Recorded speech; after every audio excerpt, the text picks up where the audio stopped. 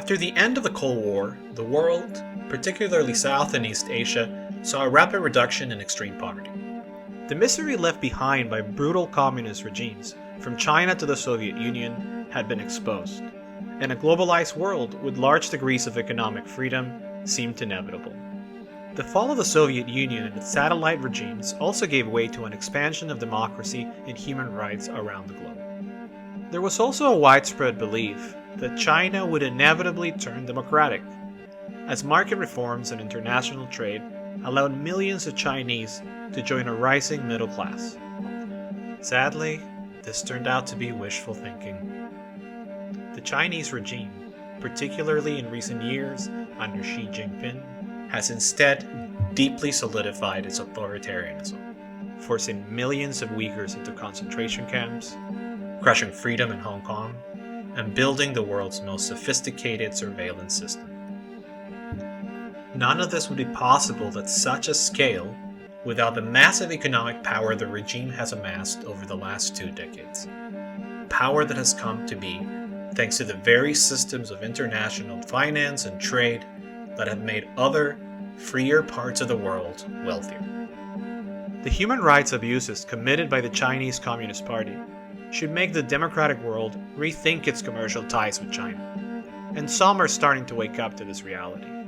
There are glaring exceptions, of course. Uncertainty. Markets don't like uncertainty. Markets like actually totalitarian governments where you have a understanding of what's out there. BlackRock, the largest asset manager in the world, recently launched a major initiative in China and has long been recommending U.S. investors to invest in the country. The problem runs deeper than just one firm, though.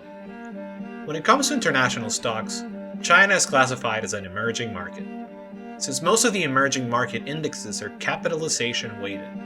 And since China is such a large economy, these indexes tend to allocate up to 40% of their weight to China. In practice, this means that when investing in an emerging market fund, you're much more likely than not to be offered products that allocate a significant part of your investment to China.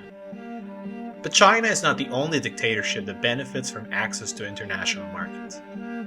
Many other brutal dictatorships like Saudi Arabia, Egypt, and Russia are also considered emerging markets, and stocks and bonds from these countries are naturally offered under many indexes.